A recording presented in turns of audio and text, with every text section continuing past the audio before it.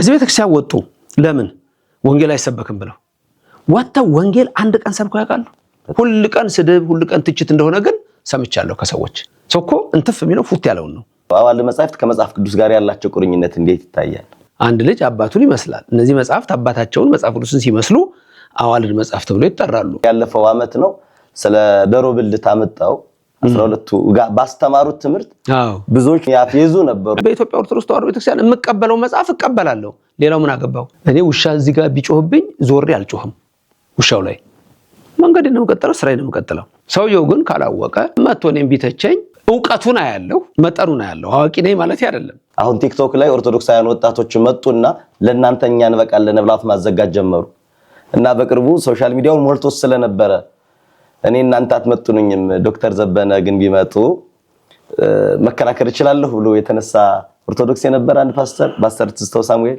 ሰምተውት የኔ መልክ ዓለም ላይ ቦክስም እኮ ኪሎግራም አለው የቦክስ ውድድር እኮ ራሱ በኪሎግራም ነው እኮ የሚደረገው አትመጡኝም እነ ዶክተር ዘበነ ለማ ቢሆኑ እኔ ማመጣውን ሐሳብ በህልሙም አይቶት የማያውቀውን ሐሳብ ላመጣ ይችላል በህልሙም እንኳን በእውኑ በህልሙ የት ያነበበውን ነው አፍሪካን ባህሉን ማስጣል ነው ዲሁማናይዝድ ማድረግ ነው ምንም የለህም የኔን ተቀበል አለዛ የማወራውንም እኮ ያቀውም እኮ የት ያቀዋል ብለህ ነው እንዴ በዚያ ነው ጂኦግራፊን ታውቃለህ ተባለ በጂኦግራፊማ እንዴት አይነት ከተማ መሰላችሁ አለ ከዚህ ጋር ምን ብዬ ነው የማወራው እንዴት ነው የምነጋገረው ጥያቄ ያለኝ ካልስ አሁን መምሮቻችሁን እንፈትናቸው አይመልሱልንም ብለው ወደ አደባባይ ያወጡት የድሮ መናፍቃን አዋቂ ነበሩ በመር አሁን ያለው መናፍቅ ግን ተሳዳቢ ነው እንጂ የተማረ አላውቅም በነገራችን ላይ ማርቲን ሉተር መምህር ሲጀምር 66 መጽሐፍ አይቀበልም አሁን መምህራንን እያነሱ ይሰድባሉ ያልከኝ እኮ መጀመሪያ ማንን የሰደቡት ቅዱሳን ነቢያትን ሐዋርያትን እኮ ነው እና አቡነ ተክለ ሃይማኖት እና አቡነ ገብረ መንፈስ ቅዱስ እነ ክርስቶስ ሰማ እና ቅድስት አርሴማ እነዚህን እኮ ሲሰድቡ የነበሩ ሰዎች ናቸው እኮ እና ባለጌ ሰው ደግሞ ሲሰድብህ አቤት የበረከት ብዛት አብይ ጾምን እንዴት እንቀበለው ይሄ ለካቶሊኩ እንጂ ለኛ አይደለም አሁን ምግብ ስንበላ ጸሎት አድርገው ምኑን ነው የሚሰጡን መጀመሪያ ደረቁን ይሰጡናል አይደል ደረቁን ተቀብለን ወደ ወጥ ነው የምንሰደው ወደ አፋችን ነው ደረቁን ዳቦ ለምሳሌ አረ ገልብጠው ምናምን ይባላል አሁን ሊቆረስ ሲል አረ ገልብጠው እንደዚህ አድርገው ድፋው ምናምን ድፋው ነው የሚባለው ከዛ እንዲህ አድርገው ይባላል አይደለም ሃይማኖታዊ ሚስጥር አለው በአሁኑ ሰዓት በቅርብ ጊዜ የዓለም ብርሃናን የሚባሉ መጥተው ተመሳስለው ነው ያሉ አማኙን በብዙ መልኩ እያወቁት ነው ያሉ ጾም የለም ጸሎት የለም ማለት እኮ ሰይጣን መሆን ማለት እኮ ክርስቶስ በ2012 ያለም ፍጻሜ ይሆናል ብለው ነበር እና 2012 እኮ አለቀ ስለዚህ ከዚህ በላይ ተራራ የሚያክል ውሸት የለም ሰው እንዴት ነው ሊሰማ የሚችለው ካህን የለም ጳጳስ የለም ቀጥሎ እኮ ክርስቶስ የለም ነው ድንግል ማርያም መላእክትም ቅዱሳንም የሉም ዛሬ ራሱ ኢየሱስ የለም የሚለው ደረጃ ደረሱ ትውልዱ ዓለም ሲነግረው ይሰማል የራሱ የሆነውን ያቃልላል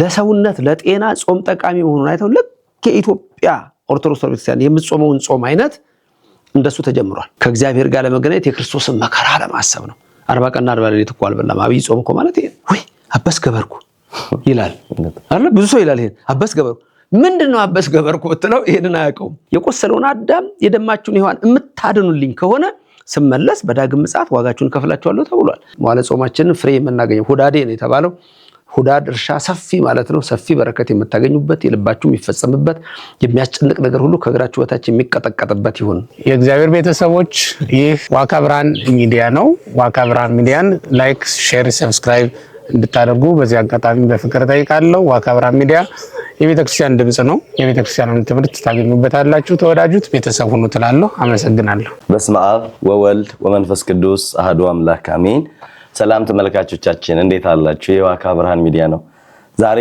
እግዚአብሔር ፈቅዶ በአንድ ታላቅ እንግዳ ይዘን ቀርበናል እንግዳችን ክቡር ሊቀ ማእምራን ዶክተር ዘበነ ለማ በሰሜን አሜሪካ በዲሲና አካባቢዋ ስራ አስኪያጅ የደብረ ገነት መድኃኔዓለም ቤተክርስቲያን ዋና አስተዳዳሪ ከመካከላችን ተገኝተዋል ወደ ባህር ዳር ለአገልግሎት መጣው በታላቁ ቤተክርስቲያን ባህር ዳር ደብረ ሰላም ባለ እግዚአብሔር ቤተክርስቲያን ለሶስት ተከታታይ በነበረው ጉባኤ ሊያስተምሩ ሊመክሩን መጣው አሁንም ካለቻቸው አጭር ደቂቃ ከፍለው ሰጠውን የዋካ ብርሃን ቤተሰቦችን ሰላም ሊሉን ሊባርኩን ከመካከላችን ተገኝተዋል ዶክተር እንኳን ደህና መጡ እንኳን በቸር ተገናኘን መምህር እግዚአብሔር የተመሰገነ ይሁን ዋካ ሚዲያን አውቀዋለሁ ከዚህ በፊትም እንደዚሁ ተናግሬያለሁኝ በጣም ደስ የሚያሰኙ ነገሮች ነው የምታደርጉት የቤተክርስቲያን ልጆች ናችሁ ካንተ ጀምሮ መምህር ነህ ብዙዎቹ የሚሰሩት ስራ እጅግ የሚያስደስት ነውና ምንም የተጣበበ ጊዜ ቢሆን በዚህ ሰዓት ትንሽ ደቂቃም ብትሆን እችን ቃል መነጋገር ለኔ ትልቅ ነገር ነው።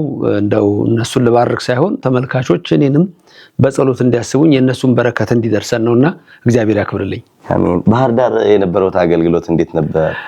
ባህር ዳር እንግዲህ በሀገረ ስብከቱ ይልቁንም ደግሞ የበዓለ እግዚአብሔር ደብረ ሰላም አለቃ መላከ ሰላም ባደረጉልኝ ጥሪ መሰረት ወደዚህ መጥቻለሁ። አሁን ከአሜሪካ ከመጣው የመጀመሪያ ጉባኤ ያደረኩት እዚህ ነው። እጅግ የሚደንቅ ጉባኤ ነበረ በእውነቱ። የ3 ቀን ጉባኤ ነው። በዚህም ሰውን አይቼ ምንም ጠጠር መጣያ የሌለው ያ ሁሉ ህዝብ መጥቶ በጣም ደግሞ የደነቀኝ እሁድ ጠዋት በነበረን ጉባኤ ላይ እንግዲህ ባህር ዳር ሞቅ የምትል ነች። ሐይቅ በዚህ አለ። 4 ሰዓት ላይ ያ ፀሐይ ወጥቶ ህዝቡ አንድ ነገር ሳይነቃነቅ ያየሁት በደብረ ሰላም በዓለ እግዚአብሔር ባለወልድ እጅግ የሚደንቅ ነገር ነውና በአጠቃላይ እኔ እንደው እንደምችለው ያህል አላስተማርኩኝም እንጂ እንዴት ደስ የሚያሰኝ ጉባኤ ነው ካለኝ ድካም አኳያ እንጂ ያው ፕሮግራሙን ይዣለሁ። 3 ጊዜ አስተምሬያለሁ። እጅግ ያስደስታል። መምህር በጣም የተለየ ነበረ። እግዚአብሔር ይመስገን። እውነት ለመናገር ቅበላ ነው። ወቅቱ ግን እንደ ቅበላ አይደለም። ሁሉም ሰው ከዚህ በላይ እኔ ግቢውም በተለይ ባለ እግዚአብሔር ጉባኤ ሲሰራ ይታወቃል። አባታችን ስራ አስኪያጁም በዚህ በጣም ትጉ ናቸው። በወንጌል አገልግሎት ተደራሽ እንዲሆን የሱ ጋር ያለው ፍቅርን ህዝበ ምዕመናኑ መጡ ሲባል ካለው ፍቅር የተነሳ ቅበላ የማይመስል ጉባኤ ነው። ቅበላን በምግብ ሳይሆን በቃለ እግዚአብሔር ተቀበለናልና ስላስተማሩን እግዚአብሔር ያክብረን። እንደሱ ነው እኮ ቅዱስ ያሬድም እኮ የሚሰራው ቅበላ ያው በቃለ እግዚአብሔር እኮ ነው። በመሰናዳት ያው ከመራዊ በኋላ ወደዛው ስለሆነ የምንሄደው እውነት ነው። በጣም ደስ የሚያሰኝ ጉባኤ ነበርና የደብሩ አስተዳዳሪንም የሀገረ ስብከቱን ስራ አስኪያጅ ሊቀ ጳጳሱንም አቡነ አብርሃም በዛ ተገኝተው በጣም ደስ የሚያሰኝ ነበረ። የሰው ፍቅር አንድነቱ ያለው ነገር ሌላ ማንሳት ፈልጌ የደነቀኝ ነገር አለ። ምንድነው? ሌላ ቦታ አይቼ ማላቀው ሰው ወደ ቤቱ ሲሄድ የደብሩ አለቃ መሰሉኝ ተነጋግረው ባስ አስመጥተው መላከ ሰላም ሰው ርቆ የሚሄደው ራሱ ባስ ውስጥ እየገባ ቤቱ እንዲደርስ ማድረግ ይሄ ምን ያህል ለበጎች ማሰብ ነው፣ ለህዝቡ መራራት ነው፣ እንዳይመሽበት ፈተና እንዳይደርስበት። ይሄ ሁሉ በእውነት ከእውነተኛ አገልጋይ ከእውነተኛ መሪዎች የሚጠበቅ ስለሆነ ይሄ ሁሉ አስደስቶኛል እኔ እና ዋካ ደግሞ ሲያስተላልፍ ነበረ ትምህርቱን። ስለዚህ ሁላችሁም ተከታትላችኋል ያለውን። እንደገና ደግሞ አንዳንድ ትምህርቶች በአንዴ የማይታለፉ ናቸው። ስብከት ሲሆን አንዴ ሊሰማ ይችላል። አንዳንዶቹ ግን ትምህርቶች ስለሆኑ ደግሞ መስማት ራሱ ትልቅ ነገር ነው ብዬ አስባለሁና እነ ሊቀ ሊቃውንት ስምዐኮነ የሚሰጡት ትምህርት፣ ሌሎች መምህራን የሚሰጡት ትምህርት እንዴት ደስ ነፍስን የሚያለመልም ነውና በእውነቱ በሁሉም ነገር የባህር ዳርን ህዝብ እግዚአብሔር ይጠብቅ ነው የምለው። አሜን አሜን። መምህራችን እንደው ጠር ያለ ጥያቄዎች 1-2-3 ጥያቄዎች ላንሳ። እሺ። በመጀመሪያ አሁን እኔ እውነት ለመናገር ልጅ እያለሁ እኔን አይደለሁም ከኔ በላይ ያሉት ስንሰማዎት ነው ያደግነን። ዶክተር ዘበነ ለማ የሚባል በቴፕ ካሴት ስናደምጦት ነው ያደግነንና ለቤተክርስቲያናችንም በተለይ በሁለቱም በመንፈሳዊም በዓለማዊም በመሳል ምሳሌ ነዎት። በዘመናችን እንደ ምሳሌ አድርገን የምንጠራዎት አንድ ሰው ነዎትና በኦርቶዶክስ ተዋሕዶ ቤተክርስቲያን የተጻፉ መጻሕፍቶች በአማርኛም በዕብራይስጥም በእንግሊዘኛም የተጻፉ መጻሕፍትን የማንበብ ዕድል እንደገጠሞትም እንደሚመራመሩም አውቃለሁ። አዋልድ መጻሕፍት ከመጽሐፍ ቅዱስ ጋር ያላቸው ቁርኝነት እንዴት ይታያል? አዋልድ መጽሐፍ የምንላቸው ከ81ዱ መጽሐፍት የተለዩትን ነው፣ የሊቃውንቱን ነው። አሁን ብዙ ሰው 81ዱ ምንድነው መጽሐፍ ላይ እነዛ መጽሐፍ እነ መጽሐፈ ሄኖክ እነ መጽሐፈ ጦቢት እነዚህን ስናመጣ እነዛ አዋልድ የሚመስሉት ሰው አለ። በነገራችን ላይ የዋካ ሚዲያ ተከታታዮች እናንተ እርግጠኛ ነኝ የሊቃውንቱን ትምህርት ስለምትሰሙ እንደው ላስታውሳችሁ ብዬ ነው። አዋልድ የምንላቸው መጽሐፍ አዋልድ ማለት ልጆች ማለት ነው። የማ ልጆች ናቸው? የመጽሐፍ ቅዱስ ልጆች ናቸው። አንድ ልጅ አባቱን ይመስላል። እነዚህ መጽሐፍት አባታቸውን መጽሐፍ ቅዱስን ሲመስሉ አዋልድ መጽሐፍ ተብሎ ይጠራሉ። በጣም የሚያሳዝነው በብፁዕ ቅዱስ አቡነ ተክለ ሃይማኖት ጊዜ የተጻፈ መጽሐፍ ቅዱስ አለ። እዛ ላይ የብሉይን 66ቱን ይጨርስና ቀጥሎ ምን የሚል ነው የሚያገኘው? ሁሉም ቤቱ ያለው መጽሐፍ ላይ ይችላል። ዲሮ ካኖኒካል ይላል። ተጨማሪ የቀኖና መጽሐፍ ብሎ ከስር ይጽፋል። ዲድሮ ካኖኒካል፣ ዲድሮ ማለት ሰከንድ ማለት ነው። ካኖኒካል ቀኖና ነው ካነን። ስለዚህ ተጨማሪ የቀኖና መጽሐፍ ሁለተኛ ዲድሮ ሁለተኛ ይላሉ። ይሄ ለካቶሊኩ እንጂ ለኛ አይደለም። እኛ ጋር የቀኖና መጽሐፍ፣ የሥርዓት መጽሐፍ፣ የሃይማኖት መጽሐፍ 81 ነው። በሁለት አይከፈሉም ካቶሊኮቹ እንደሚከፍሉት። ስለዚህ ያን ራሱ በጣም ማወቅ ያስፈልጋል። ወደ አዋልድ መጽሐፍ ስንመጣ እኮ አዋልድ ምናቸው የሊቃውንት መጽሐፍትን እኮ ነው። ወይም ደግሞ ማንኛውንም መጽሐፍ ቅዱስን እስከመሰሉ ድረስ ጳውሎስ ሐዋርያ ለልጁ እንደሚያስተምረው የእግዚአብሔርን መንፈስ ያለባቸው መጽሐፍት ለትምህርትና ለተግሳጽ ይጠቅማሉ ይላል።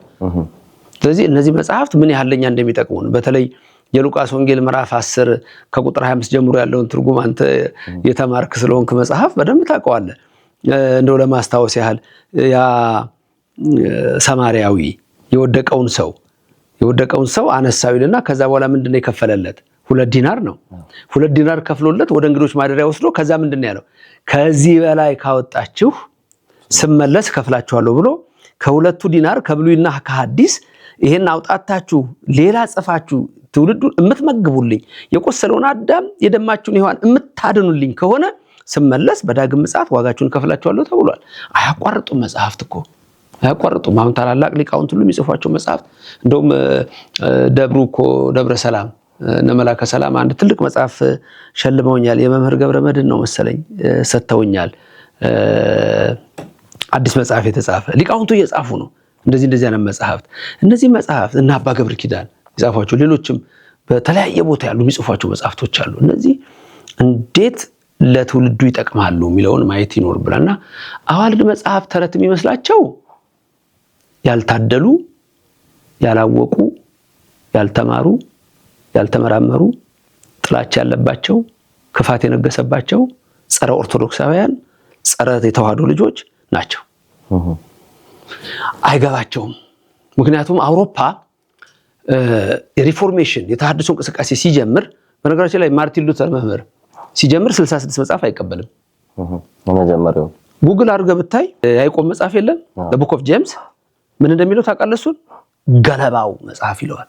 ስለሚሰድበው ገለባው ሃይማኖትና ምግባር ስለሚጽፍ እምነት ያለ ስራ የሞተ ነው ስለሚል ይሄ ገለባ ነው አለው። ስለዚህ 63 ሊሆን ነው። መጀመሪያ መጽሐፍ ቅዱስ ላይ መቼ ተቀበለው ወደ አዋልድ የምንሄደው የላቸውም። ያ ራሱ መጽሐፍ ቅዱስ የታላቸው ይሁዳ በ1:14 ላይ ሄኖክ 7ኛ ትውልድ የአዳም ትንቢት ተናገረ ብሎ የጻፈውን የሄኖክ መጽሐፍ እኛ ጋር ለዓለም አያውቀውም ነበር።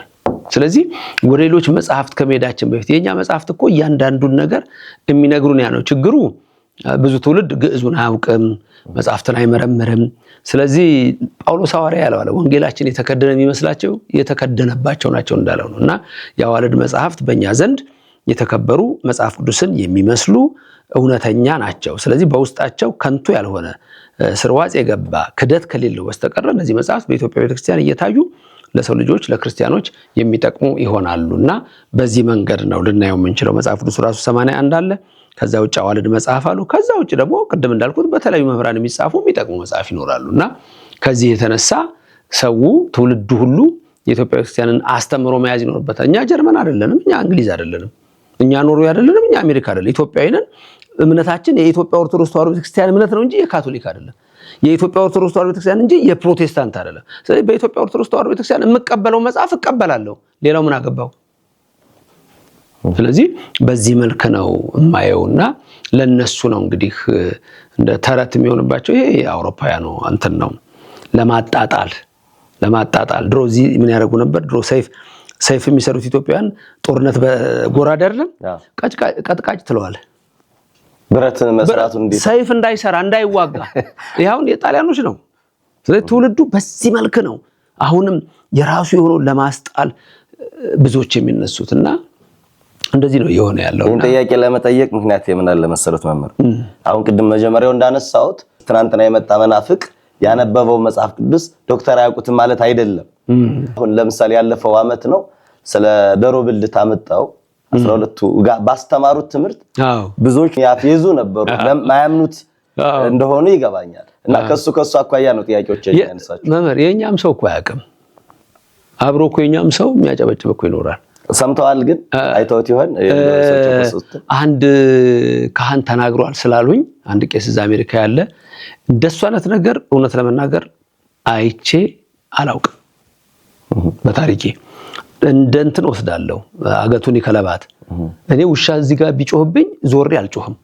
ውሻው ላይ መንገዴን ነው የምቀጥለው፣ ስራዬን ነው የምቀጥለው። እኔ አንትሮፖሎጂ የሚባል ትምህርት አለ፣ ሶሻል አንትሮፖሎጂ። ይሄ አንትሮፖሎጂ እንደገና ካልቸራል አንትሮፖሎጂ የሚባሉ ትምህርቶች አሉ። እነዚህ የሚያጠኑት አንድ ሰው እንዴት ነው የሚኖረው፣ ያ ማህበረሰብ በምንድነው የተቀረጸው የሚለው እናያለን። ብዙዎቹ የማይገባቸው ነገሮች ይኖራሉ። ለምሳሌ ዝም ብሎ አይደለም አንድ ምጣድ ተደርጎ 3 ጉልቻ የተደረገው። በአብርሃም በሳራ ቤት ያለው ሚስጥር ነው የምንመለከተው። ከአንዱ ምጣድ እንደምንበላው ከአንዱ እግዚአብሔር የምንመገበውን የሚያሳይ ነው። በሁሉ ነገራችን ከዚህ በፊትም አንስቼዋለሁ። ሰው ከውጭ ሲመጣ ትላንትም ሳስተምር ኖር ስንል ባህል አይደለም፣ ሃይማኖት ነው። በእያንዳንዱ ሃይማኖታዊ ትውፊት ነው። እዛ ለጉባኤው ላይ ደብረ ሰላም ያነሳሁት ነበረ። አንድ ጸሐፊ አንስቼ ነበረ። አፍሪካ ሼፕ ዘ ክርስቲያን ማይንድ የሚል መጽሐፍ የጻፈ ቶማስ ኦደን የሚባል ፕሮፌሰር ነበረ፣ በቅርብ አርፏል። ቶማስ ኦደን ምን ይላል መሰለ መምህር፣ የኢትዮጵያ ኦርቶዶክስ ተዋህዶ ቤተክርስቲያን የተጻፈው ብቻ ሳይሆን ኦራል ትራዲሽኑ፣ ይሄ በቃል ያለው ትውፊቱ መመርመር አለበት ይላል። መመርመር አለበት ይላል። ስለዚህ እኛ ኢትዮጵያን ሁለመናችን አሁን ሁሌ ጠይቃለሁ እኔ ለምሳሌ አሜሪካን ሀገር ብትሄድ ቀብር ወደ ምዕራብም ይሆናል፣ ወደ ምስራቅም ይሆናል፣ ወደ ደቡብም ይሆናል፣ ወደ ሰሜንም ይሆናል። በካቶሊክ እንደዛ ነው፣ በፕሮቴስታንት እንደዛ ነው፣ ሌላ ቀርቶ በሌሎችም ዓለሞች እንደዛ ነው። በኢትዮጵያ ቤተክርስቲያን ግን ይለያል። ቀብር ሁልጊዜ ራስ ወዴት ነው? ወደ ምዕራብ፣ ወደ ምስራቅ፣ ወደ ምዕራብ። ፊት ለፊት የሚያየው ወዴት ነው? ወደ ምስራቅ። የትኛውም ቦታ የትኛውም ቤተክርስቲያን በኢትዮጵያ ቤተክርስቲያን ሄደው ይዩ ቀብር ወደ ምዕራብ ነው፣ ራስ እግር ወደ ምስራቅ። ለምን? ፊት ለፊት እናየዋለን ክርስቶስ ሲመጣ። ይሄ እኮ ነው የኛ ስርዓታችን።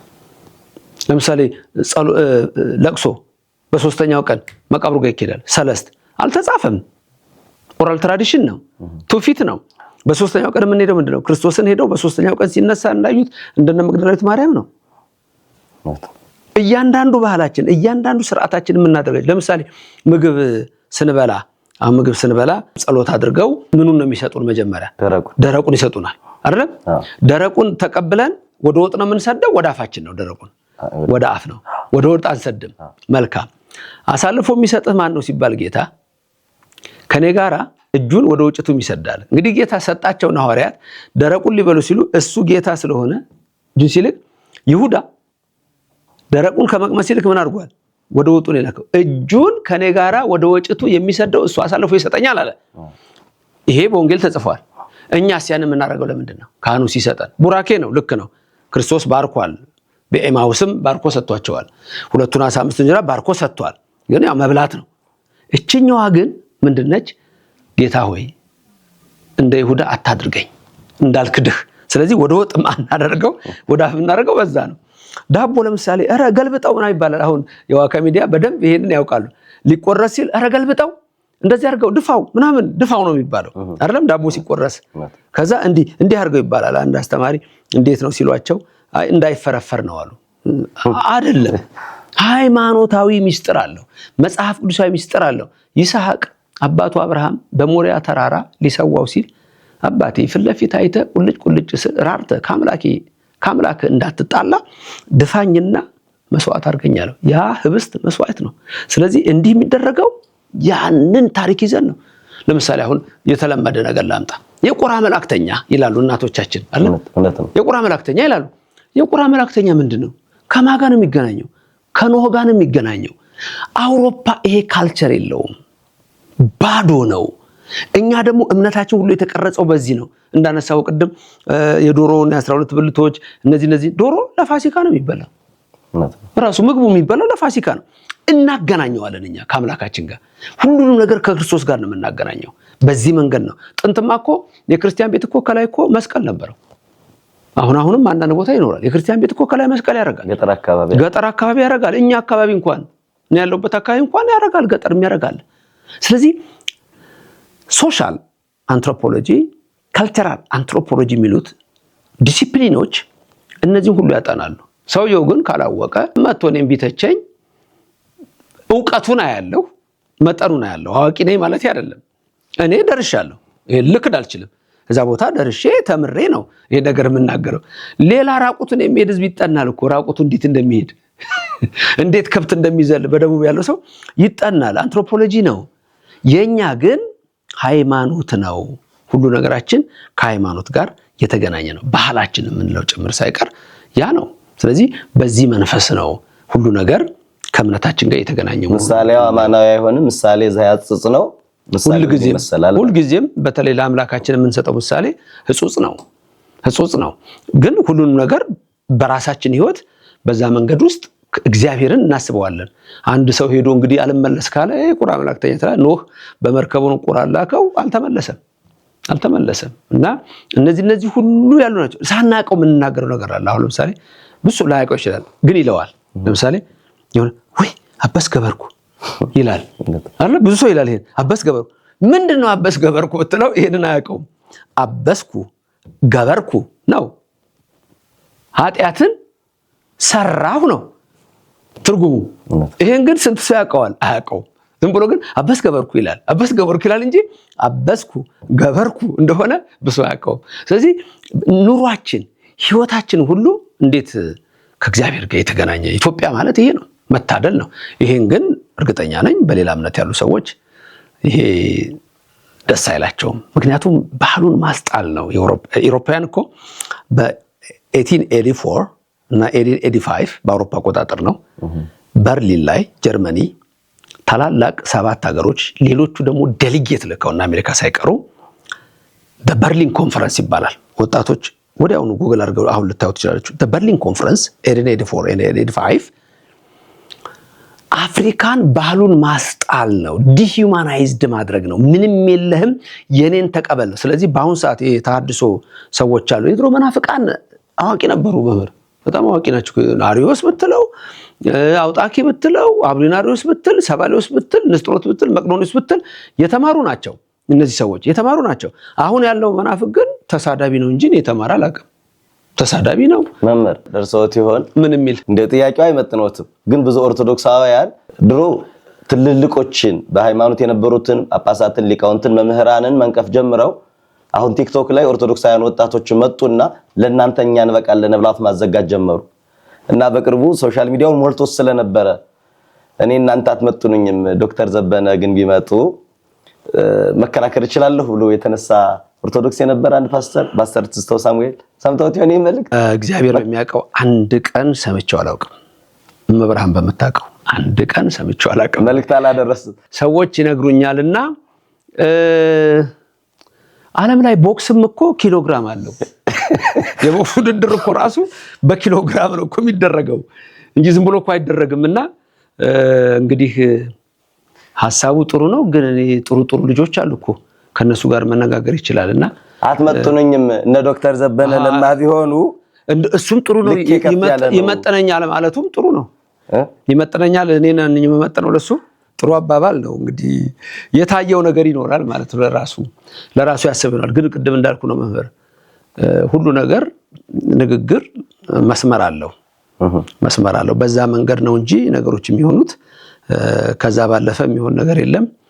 ስላልሰማሁት እንዳልኩ ሰዎች እንዲህ ብለዋል ከሌ ሲሉ ሰምቻለሁ። እና እኔ በዚህ ሁሉ አገልግሎት አንድ ቀን ስማቸውን አንስቼ አላውቅም። በአገልግሎት ላይ እውነት ነው አንድ ቀን ስማቸውን አንስቼ አላውቅም። ለምን ነው የማነሳው? ከዚህ ቤተክርስቲያን ወጡ። ለምን ወንጌል አይሰበክም ብለው ወጥተው ወንጌል አንድ ቀን ሰብከው ያውቃሉ? በፍጹም ከስድብ በስተቀር። ስለዚህ ምን ብሎ ነው ትውልዱስ የሚሰማቸው? አንድ ቀን ወንጌል ሰብከው አያውቁም። እዚህ ወንጌል እንዳሰብኩት አሉ። እዛ ከሄዱ በኋላ ወንጌል ይሰብካሉ። ማንም ወንጌል ሰበኩ ብሎ የነገረኝ የለም። ሁሉ ቀን ስድብ፣ ሁሉ ቀን ትችት እንደሆነ ግን ሰምቻለሁ ከሰዎች። ስለዚህ ወንጌል ካልሰበኩ ምንድነው ትርጉሙ? ለመስበክም ደግሞ ዕውቀት ያስፈልጋል። በእውነት ለመናገር ትምህርትም ያስፈልጋል፣ ዕውቀትም ያስፈልጋል። ሲሻቸው ይተቹናል፣ ሲሻቸው ሊቅ ያደርጉናል። እንደሱ ነው እንግዲህ በእነሱ ጥያቄ ያለኝ ካሉስ አሁን መምህሮቻችሁን እንፈትናቸው አይመልሱልንም ብለው ወደ አደባባይ የወጡት እንደሱ አይነት ነገር የሚሆነው ቅድም ባልኩህ መሰረት ነው። እኔ የማመጣውን ሐሳብ በህልሙም አይቶት የማያውቀውን ሐሳብ ላመጣ እችላለሁ። በህልሙም እንኳን በውኑ በህልሙ የት ያነበበውን ነው የት የተማሩትን ነው። እኔ አሁን ለምሳሌ በአገሬ ያለው ተማርኩ፣ የቤተክርስቲያንን ትምህርት ተማርኩ፣ ከዛ ቴዎሎጂ ኮሌጅ ገባው። ከዛ ውጭ ሀገር ሄጄ ደግሞ ሌላ ብዙ ጥናቶችን አጠናው። ሳወራ ከነዛ ባክግራውንድ የተነሳ ነው ነገሮችን የማያቸው። ከዛ ውጭ ግን ስትነጋገር በምን ደረጃ ትነጋገራለህ? ለምሳሌ አሁን እኔ በዛ እምነት ውስጥ በሌላ እምነት ውስጥ ሆነው ተምረናል ብለው በዩኒቨርሲቲ ሌቭል ፕሮፌሰሮች ሆነው ዶክተር ሆነው ያሉ ካሉ ቁጭ ብዬ ከነሱ ጋር ዲቤት እነጋገራለሁ። አለዛ የማወራውንም እኮ ያውቀውም እኮ የት ያውቀዋል ብለህ ነው የት ያውቀዋል? እንዲህ ዝም ብሎ እኮ አውቃለሁ ስላላለም አንዱ ለንደን ሲባል ለንደን እንዴት አይነት ከተማ ነው ይላል፣ አውቀዋለሁ ይላል። ፓሪስ ሲባል አውቀዋለሁ እንዴት አይነት ነው ይላል። ኢንግላንድ ሲባል አውቀዋለሁ እንዴት አይነት ከተማ ነው ይላል። እንዴ በዚህ አይነት ጂኦግራፊን ታውቃለህ ተባለ። በረ ጂኦግራፊማ እንዴት አይነት ከተማ መሰላችሁ አለ። ከዚህ ጋር ምን ብዬ ነው የማወራው? እንዴት ነው የምነጋገረው? ስለዚህ ሰው እኮ ሲነጋገር ደረጃ አለው እኮ በሁሉም ነገር። ስለዚህ ካንተ ጋራ ይሄን ነገር አጥንቻለሁ ተምሬያለሁ ከሚል ሰው ጋር ታወራለህ እንጂ በኋላ ለሐሰት በጽባዘ ተናገረ ይደግም በሰርክ የተባለው እንዴት አድርገህ ታወራለህ? እና በዚህ መንገድ ነው የማየው መምህር። ምን እናድርግ? አሁን ኦርቶዶክሳውያኑ አሁን ባንድም በሌላ እንዳልኩት ሶሻል ሚዲያ ሳይፈልጉትም ያስገባል፣ እንዲህ አይነት መልእክቱም ይወረውራሉ። እና ቢያንስ ምን ማድረግ ነው ያለበት ኦርቶዶክሳውያኑ? ብዙ ጊዜ እንዳሉት ሰውም ያስተምራሉ በሚዲያ እነ ሊቀ ሊቃውንት የኔታ አስማኮነ መላክን የመሰለ ትልልቅ እና አባ ገብረ ኪዳን የመሰለ ትልቅ መምህራን ያስተምራሉ። ኦርቶዶክሳውያን መምህራንን ሳይሆን የመናፍቃንን ትችት ቁጭ ብሎ የሚሰማ ኦርቶዶክሳዊ ይበዛል። መልእክትን ያስተላልፉልን እስኪ። ያው ዘፈተው ይስተይ ነው።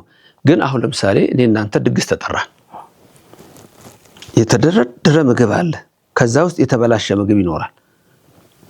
ካወቀን ያ የተበላሸ ምግብ የሆነ ነገር ብናይበት እንደው ስለ ቃል ይቅርታ እንጂ ትል ብናይበት ምግብ አንስተ ከዛ ትል ካለበት ታነሳለህ? አታነሳም። ኢትዮጵያ ኦርቶዶክስ ተዋሕዶ ልጆች መርዝ የሆነ ነገር የተበላሸ ነገር እንዴት ያነሳሉ? አንድ በርሜል ውሃ ውስጥ እኮ አንድ ብልቃጥ መርዝ ታጠፋለች እኮ ታበላሻለች። ስለዚህ ለምን ቴክኖሎጂ ቢያመጣው ከእንደዚህ አይነት ከመስማት ምንድነው የሚሰሙት?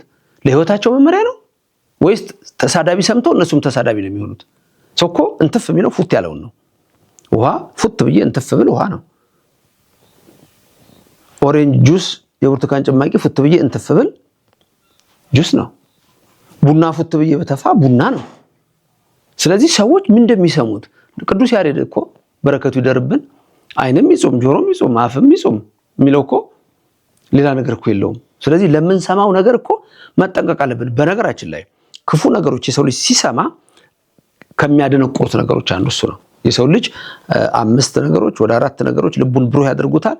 እንደዚሁ ደግሞ ተቃራኒዎቹ እንደዚሁ ህሙግ የሆኑ ነገሮች ናቸው፣ ያጠፉታል።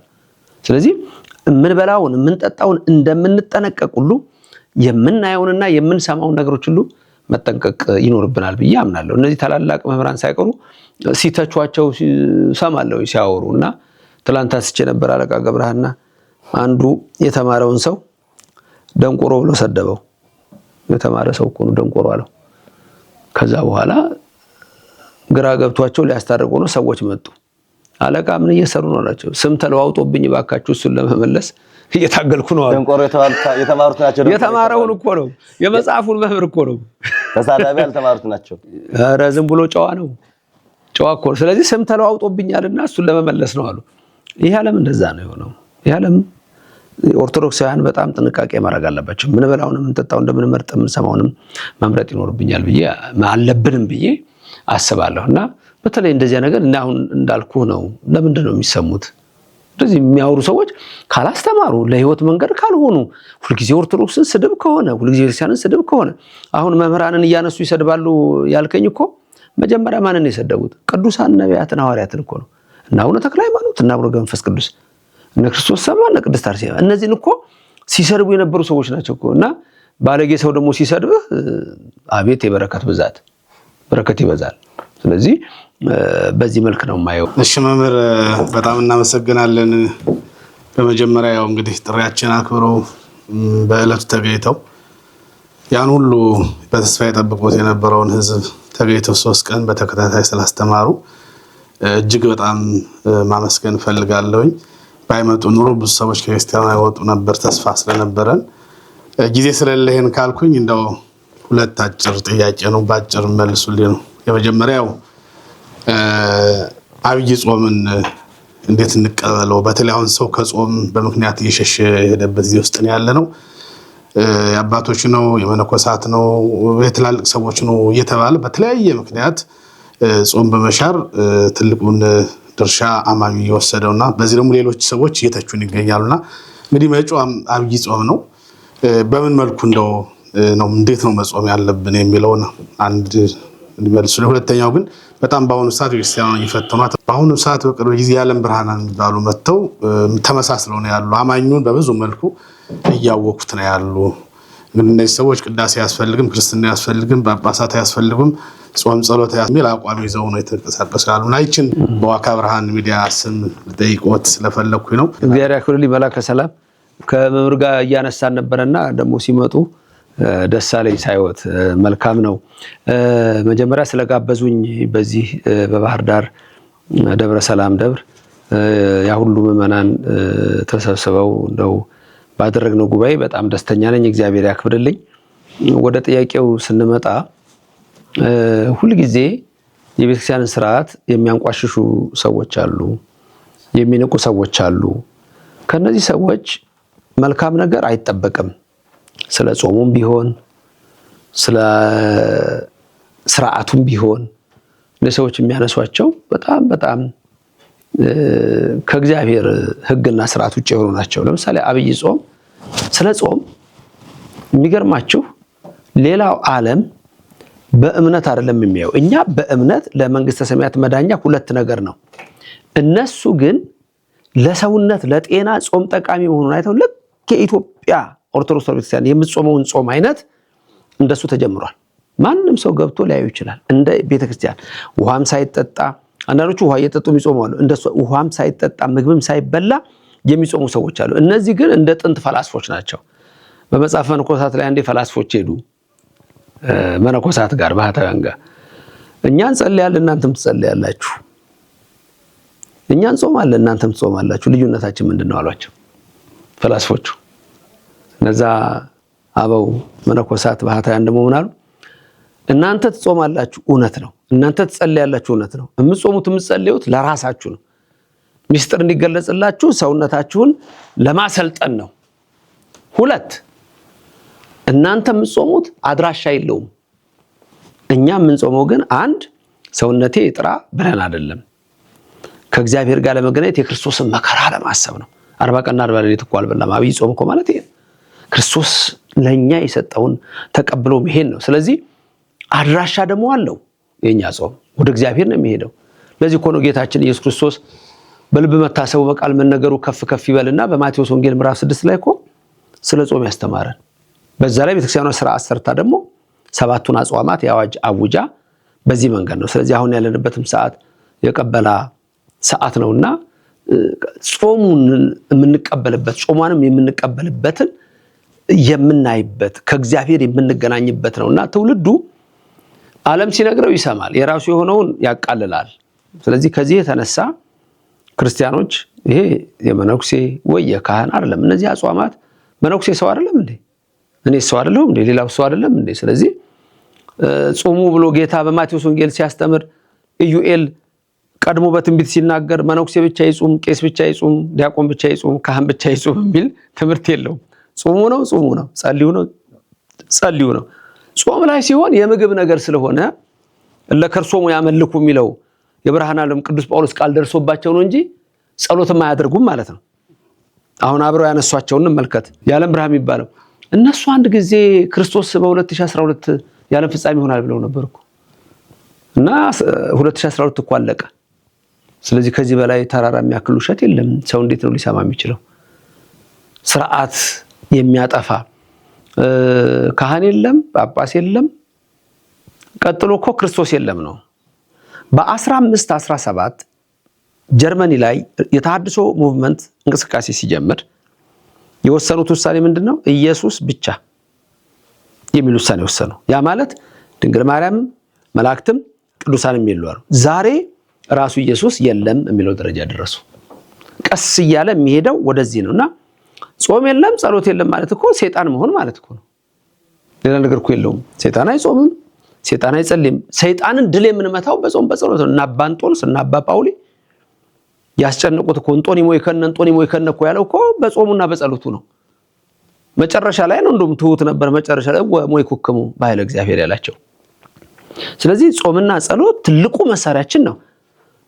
ዝንቱ ዘመድ ያለው ይወጽ ዘንበለ ጾሙ በጸሎት ያለው እኮ በነገራችን ላይ ቆርጠዋታል። እሷን አንዱ መጽሐፍ ላይ ነው የምትገኘው እንጂ ጾም የምትለዋን ቆርጠዋት ጸሎት ብቻ ነው የምትለው። this kind of ብሎ የሚያመጣው ላይ by fasting and prayer የሚለው ላይ prayer ብቻ ነው ያደረጉት። ፋስቲንግን ቆርጠዋል። ስለዚህ ከመጽሐፍ ቅዱስ ጀምሮ እንዲህ እየቆረጡ የሚመጡ ናቸውና በየጊዜው ብዙ ካህዲያን ይነሳሉ። መላከ ሰላም እነዛ ሰዎች በሚነሱበት ሁሉ ኦርቶዶክሳውያን ከእውነተኛ መምህራን እየተማሩ እምነታቸውን ይዘው መጓዝ ይኖርባቸዋል ብዬ አምናለሁ። እናመሰግናለን። ሰዓቶትን አጣበው ጊዜ ሰጥተው በእውነት ምንም ባልተመቻቸ ቦታ ላይ ለቤተክርስቲያን ለመላው ዓለም መልስ ለመስጠት እንደ አንድ ታላቅ መምህር በብዙ መልኩ ተወጥረው የትኛውም ብዙ ዓለም ፈልጎት ያላገኙት ግን በእግዚአብሔር ቸርነት በአጥቢያችን ተገኝተው እንደ ጠቅላላ ደግሞ ለመላው ዓለም የትግራይ የተገባውን ሕዝብ ጥያቄና መልስ ስለሰጡልን እናመሰግናለን። ወደፊት እንግዲህ ቃል በገቡት መሰረት አመቻችተንም ደግሞ ተመልሰው ባህር ዳር ሀገረ ስብከታችን ላይ የህዝብ ጉባኤ እንደሚዘጋጅ ተስፋ እናደርጋለን። የዋካ ብርሃን ሚዲያ ተመልካቾቻችን ሊቀ ማእምራን ዶክተር ዘበነ ለማ በሰሜን አሜሪካ የዲሲና አካባቢው ሀገረ ስብከት ዋና ስራ አስኪያጅ፣ የደብረ መድኃኒት መድኃኔዓለም ቤተክርስቲያን አስተዳዳሪና በባህር ዳር ደግሞ የደብረ ሰላም ባለዚህ ቤተክርስቲያን አጠቃላይ ይህንን የቆየ የህዝብ ጉባኤ እንዳያችሁት በዛ ልክ ጉባኤ አድርገው ዛሬ ደግሞ በመካከላችን ተገኝተው ለጥያቄ መልስ ሰጡ። እናመሰግናለን። እግዚአብሔር ያክብርልን። መላከ ሰላም እግዚአብሔር ይስጥልኝ። ይሄን ጊዜ የሰጠን እግዚአብሔር የተመሰገነ ይሁን። የዋካ ሚዲያ ሰራተኞችን በጠቅላላ እግዚአብሔር ይስጣችሁ። ይሄንን ደግሞ እየተከታተላችሁ ከዚህ ለነፍሳችሁ ለስጋችሁ የሚጠቅም ትምህርት የምትከታተሉ የዋካ ማሰራጫ ወይም ዋካ ሚዲያ በዚህ ያለውን ትምህርት ለምትከታተሉ ምእመናን በጠቅላላ በረከት ረድኤቱን ይስጣችሁ። ጾሙን መዋዕለ ጾማችንን ፍሬ የምናገኘው ሁዳዴ ነው የተባለው። ሁዳድ እርሻ ሰፊ ማለት ነው። ሰፊ በረከት የምታገኙበት የልባችሁ የሚፈጸምበት የሚያስጨንቅ ነገር ሁሉ ከእግራችሁ በታች የሚቀጠቀጥበት ይሁን። የመብርሃን ምልጃ የቅዱሳን በረከት ከሁላችን ጋር ይኑር እያልኩ እኔም በዚሁ እሰናበታለሁ። ታናሽ ወንድማችሁን ለዚህ ቃለ መጠይቅ ስለ ጋበዛችሁኝ በልዑል እግዚአብሔር ስም በረከት ይስጥልኝ። ሰላም ሁኑልኝ።